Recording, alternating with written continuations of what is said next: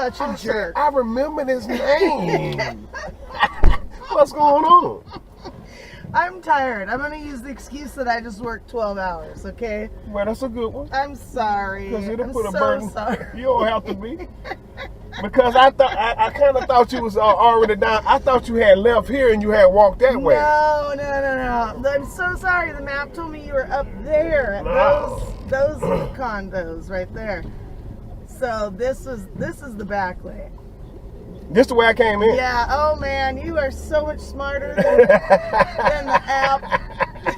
This the way I came in because, like I said, this is like your third time being in here. I done picked you up a couple of times. Yeah, I thought your name was familiar. Yeah. Thank you. I'm sorry. Thanks for not canceling. No, I wouldn't do that. Look. One thing I do, I always call my drivers for their safety. My riders for their safety, and I do wait on them. I do that because I understand, you know. Well, if I was paying attention, I would have seen you outside. I'm just looking at the map. Right. I understand. The map is kind of tricky sometimes.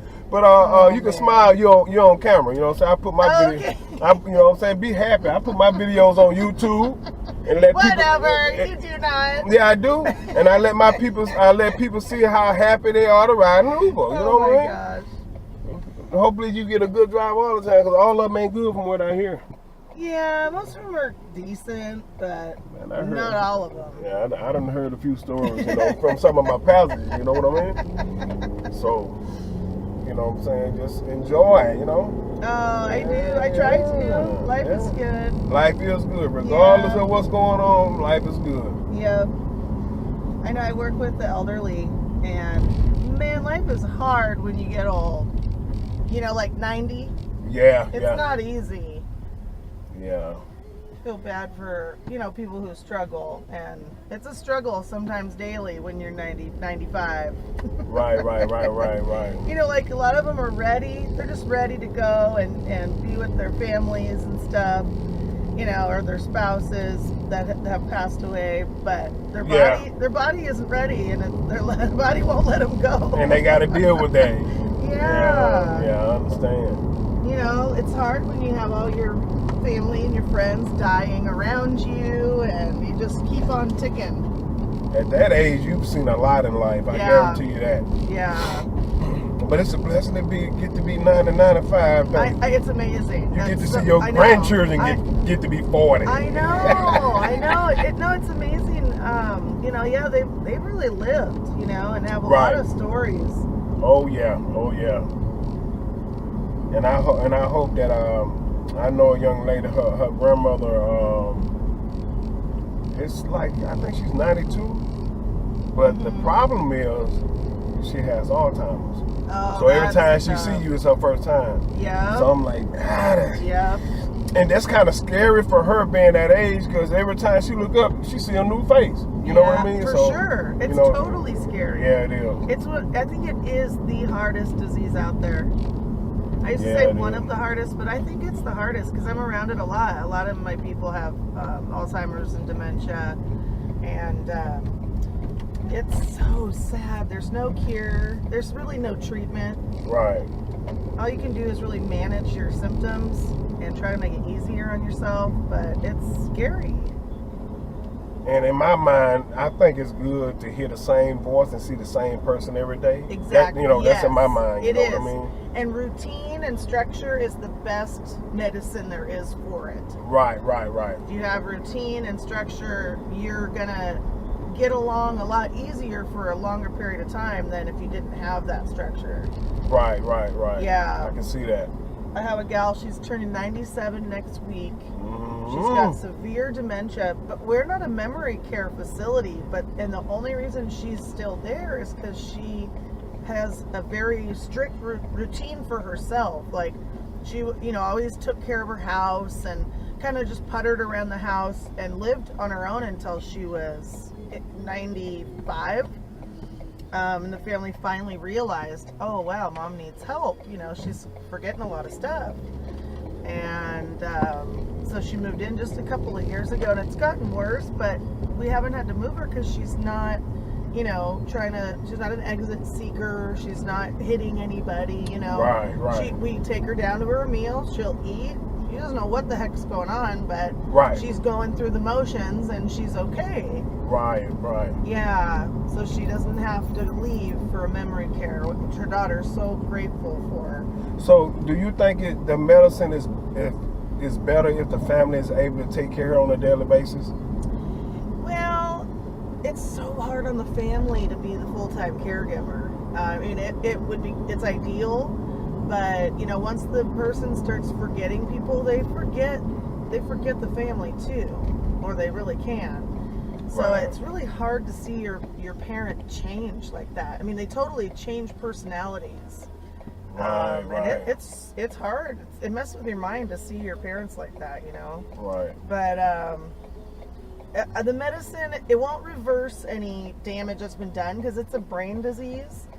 That won't reverse it, but it can slow the progression. I understand. So the earlier you can detect it, the better. Right. That makes sense. Yeah. Man, so how far do you have to go?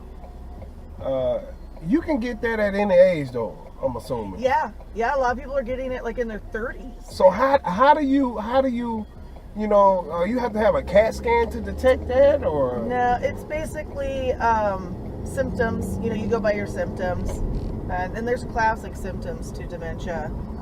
You know, first you start misplacing your keys, or you know, forgetting names. I'm in trouble then. And then like regularly, and then people will naturally try to hide it from their loved ones that they're forgetting all these things. Right. If it's dementia, they just naturally hide it. And so actually a lot of people, the disease will progress and the family has no idea because people are really good at hiding the symptoms. Right. But if your family members have it, like your parents or grandparents were diagnosed with it, you are more likely to get it. So it's a good sign if your family if it's not in your family. I haven't had none of my family members to have it. I gave my grandmama, she was 80 before she passed. My uncle, which is her son, he was close to the same age. So that's and my a good aunt, life. she's still alive, and my sister said sometimes she act like it, but really, you know, everybody misplaced their keys every now and then. Exactly, you know what I mean? exactly. So there is differences, you know, between the disease and just some regular forgetfulness. But when it becomes a regular occurrence, you really want to start paying close attention to other symptoms. But it is a progressive brain disease, so it will get worse. That's why if you know you do have it, you want to catch it early and start some medicine. It can slow it down, but not always. It's so scary, you know. There's no. They got different stages up there. Yep. So the first stage, they don't have no cure for none of the stages. Correct. That ain't good.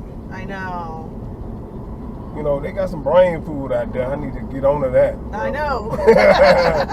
Wagging on some greens or whatever. The best thing you can do right now is to they have so many like puzzle games you can download on your phone, you know. Start playing little puzzle games like memory games. Games. Yep. Exactly. Okay. I know it seems silly, but that's the best thing you can do. But I can understand that though. So you know, most people pick up a blunt and smoke it.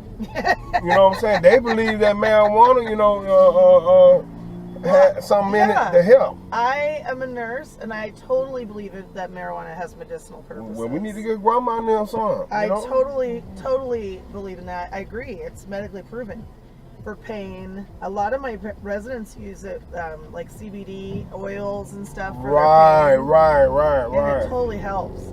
And a lot of doctors are getting on board too, which is very cool. Yeah, they gonna mess around, put that thing to work for. You know, they got a lot of work to do, but you need to start dealing with marijuana and the liquids and dealing with other form of drugs and see what we can come up with. We need to work harder. The oils, the tinctures. I mean, I get 100 years old, you better believe I want to be able to dance with my grandchildren. You know what I mean? I don't want to feel, who are you? You know, we school do. I don't want that type of, I don't want that, you know what I mean? I do know, yeah. So, you know, it's worth, you know, the drug is here for a reason. I know we smoke it, but these drugs have so much different types of power. What we research is it's going to be a powerful medicine besides snorting it and smoking it. You know what I mean? But with marijuana too, you know, it stimulates appetite, which a lot of older people lose their appetite, you know? Yeah, so I remember that. Appetite stimulant. Yeah, or for pain. We call it in the South. We call it having the munchies. Oh yeah.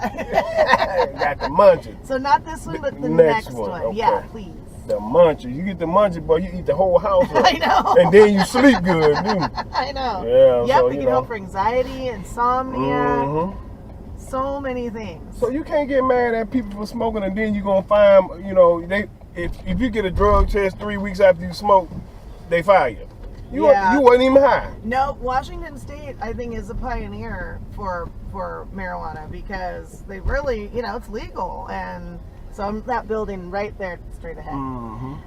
It's state legal, though, but it was some people from Canada say Canada has made it a federal law. Canada? So you can fall on your job and still, you know, you see what I'm saying? So that if they gon', you know, I'm talking about the whole country. Right. Everybody can smoke. Yeah, I think they'll get on board eventually. Thank you. I couldn't see it. Slow process, you know what I mean? But it's a process for sure. Thank you so much. You're welcome. I'm sorry I told you to go the wrong way. It's okay. We got you home safe. Have a great night. All right, you too. I'll see you again. All right. Now, see, you know, I have so many people like that, you know, in this car. They have great attitudes. And like I said in another video, it's how you carry yourself. It's how you present yourself. I've had people that tell me they pick up, Uber driver pick them up, and the first thing the Uber driver do is have a nasty attitude. And I had some people to get out of his car. So just drop us off. And I end up being the one to pick them up, and they tell me about it. But when we get through laughing and joking, man, they be so happy to be in this car. You know, that's the image we need to have, you know what I mean? So I appreciate the Lord for giving me a good character. You know, I've learned some things through life, and everybody deserves to be respected.